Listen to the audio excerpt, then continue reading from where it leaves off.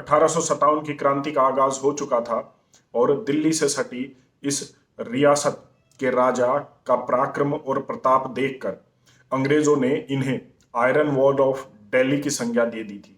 134 दिनों तक अंग्रेजों की हिम्मत नहीं हुई कि वो इस राजा पर आक्रमण कर सकें या दिल्ली में घुस सकें, क्योंकि उस समय इस राजा ने दिल्ली की कमान सीधे अपने हाथों में ले ली थी। यही नहीं, अंग्रेज बिना अपनी अनुमति के इनकी रियासत में कदम तक नहीं रख सकते थे। मुझे विश्वास है कि आपको भी इस राजा के बारे में न तो पता होगा और आप इनके नाम से भी अनजान होंगे, क्योंकि इतिहास हमारी किताबों से गायब किया गया है। एक बार जान लेते हैं एकमात्र ऐसे राजा की कहानी जिसकी रियासत पर अंग्रेजों ने हमला नहीं किया, बल्कि इस राजा ने अंग्रेजों पर हमला किया था।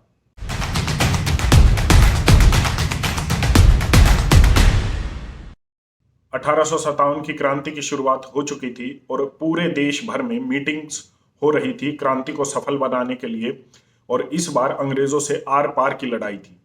इसी बीच पूरे देश भर में लोगों को जागरूक किया जा रहा था, राजाओं को, रियासतों को जोड़ा जा रहा था। जब बात आती है क्रांति के नेतृत्व की कमान संभालने की, तो इस राजा का नाम सबसे आगे आया। लेकिन मुस्लिम रियासतों और मुस्लिम क्रांतिकारियों का सहयोग लेने के लिए बहादुर शाह जफर को 1857 की क्रांति की नेतृत्व की कमान दी गई। ये रियासत थी बल्लभगढ़, जो दिल्ली से सटी एक छोटी सी रियासत थी फरीदाबाद में, और यहाँ के राजा थे राजा नाहर सिंह। इनका जन्म 6 अप्रैल 1821 को हुआ था। कुछ इतिहासकार ये भी मानते हैं कि इनका जन्म 1822 या 23 में भी हुआ है। इनके पराक्रम, इनके देशभक्ति की भावना का पता इसी से चल जाता है कि 1857 के समय एकमात्र ऐसी रियासत थी आसपास के क्षेत्रों में जो सुरक्षित थी और अंग्रेज इन पर कभी भी हमला नहीं करते थे। इस क्रांति के समय अपनी रियासत सुरक्षित होने के बावजूद इन्होंने क्रांति में हिस्सा लिया, और यही नहीं, पूरे देश भर में क्रांति के लिए और क्रांतिकारियों के लिए मीटिंग्स अरेंज की ताकि क्रांति को सफल बनाया जा सके। बिना इनकी अनुमति के किसी भी अंग्रेज को इनकी रियासत में पैर रखने की अनुमति नहीं थी, और अगर ऐसा होता तो उस अंग्रेज को दंड दिया जाता था। यह दिल्ली से सटी रियासत की कहानी है जिसे आपने अभी तक नहीं सुना होगा। 10 मई को मंगल पांडे को फांसी दी गई थी और उसके बाद क्रांति समय से पहले धधक उठी। क्रांति हुई उस समय राजा नाहर सिंह जी की बेटी का विवाह तय हुआ था राजकुमार से, लेकिन क्षत्रिय ने अपना धर्म निभाया और क्रांति में कूद पड़े। बेटी का विवाह राजकुमार की तलवार से बिना किसी भव्य कार्यक्रम के कर दिया गया। इन्होंने ऐलान कर दिया कि कोई भी क्रांतिकारी देश के किसी भी कोने से अगर इनकी रियासत बल्लभगढ़ में आता है तो उसे बिना किसी शर्त, बिना किसी पैसे के शरण दी जाएगी। और यही नहीं, अगर वो कुछ भी खरीदना, कुछ भी लेना चाहे या उनकी रियासत में किसी भी बाजार से कोई भी सामान अपनी जरूरत का लेना चाहता है तो उसे फ्री में सामान दिया जाए, उसका भुगतान राज्य कोष से किया जाएगा। इसी बीच मंगल पांडे की रेजिमेंट से काफी क्रांतिकारी, काफी सैनिक इनके रियासत में आए और उन्होंने वहां शरण दी। इनमें अधिकतर ब्राह्मण क्रांतिकारी थे जो आज भी आप आसपास के बल्लभगढ़ के आसपास के इलाकों में और वहां गांव में बसे हुए हैं। उनके वंशज आज भी आपको इन गांव में मिल जाएंगे। इसके बाद इन्होंने पलवल, फरीदाबाद, गुड़गांव और दिल्ली पर अपना कब्जा जमा लिया। अंग्रेजों को वहां से खदेड़ दिया और अगले 134 दिन तक दिल्ली पर अंग्रेजों की हिम्मत नहीं हुई कि वो दिल्ली पर हमला ही कर दें। अगले 134 दिनों तक दिल्ली पर इनका राज था।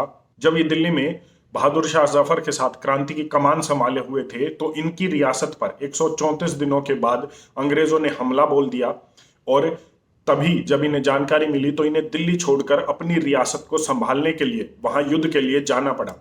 इतिहासकार बताते हैं कि बल्लभगढ़ का जो तालाब है वो अंग्रेजों के खून से इन्होंने लाल कर दिया था और एक एक करके चुन चुन कर अंग्रेजों को काटा था। अपनी रियासत पर तो इन्होंने दोबारा से अपना अधिकार जमा लिया, लेकिन इसी बीच बहादुर शाह जफर के एक विश्वास पात्र इलादी बख्श से संपर्क करके अंग्रेजों ने उस गद्दारी करवा दी और बहादुर शाह जफर को गिरफ्तार करवा लिया। इसके बाद इन्हें धोखे से दिल्ली बुलाया गया और यह कहा गया कि बहादुर शाह जफर के साथ अंग्रेज आपकी सहमति से संधि करना चाहते हैं। इन्होंने भी 500 सैनिकों के साथ दिल्ली की ओर कूच रवाना कर दी। रास्ते में अंग्रेजों ने अपनी पूरी बटालियन के साथ इन पर हमला कर दिया। 500 वीर योद्धा बलिदान हो गए इस देश के लिए और इन्हें बंदी बना लिया गया। इनके कुछ अंग्रेज मित्र भी थे और रियासतों के राजाओं ने इन्हें कहा कि वो क्षमा मांग ले अंग्रेजों से ताकि अंग्रेज उनकी जान बख्श दे, लेकिन इन्होंने क्षमा नहीं मांगी और अंग्रेजों ने 9 जनवरी को इन्हें चांदनी चौक पर सरेआम फांसी दे दी गई। क्या आप जानते थे इस कहानी को, इस बलिदान को? आज से पहले आज भी बल्लभगढ़, फरीदाबाद में बल्लभगढ़ मेट्रो स्टेशन के नाम पर है। एक अंतरराष्ट्रीय क्रिकेट स्टेडियम इनके नाम पर है। आज भी इनका किला बल्लभगढ़ रियासत में इनके इतिहास को चीख चीख कर गा रहा है। लेकिन आज हमें मॉल्स में, क्लब्स में जाने से फुर्सत नहीं है, तो हम कैसे इन अनटोल्ड हिस्ट्री, इस ऐसे इतिहास को जानेंगे जो भुला दिया गया है कम्युनिस्ट कलमों के द्वारा। ऐसे अनेकों अध्याय हैं। Untold history of India, modern India पर एक प्लेलिस्ट है जिसमें आप जानेंगे ऐसे न जाने कितनी कहानियां हैं जो हमें जाननी चाहिए अपने पूर्वजों के बारे में, अपने देश के लिए, धर्म के लिए दिए गए बलिदान के बारे में। जानकारी आपको कैसी लगी कमेंट करके बताएं। धन्यवाद। जय हिंद।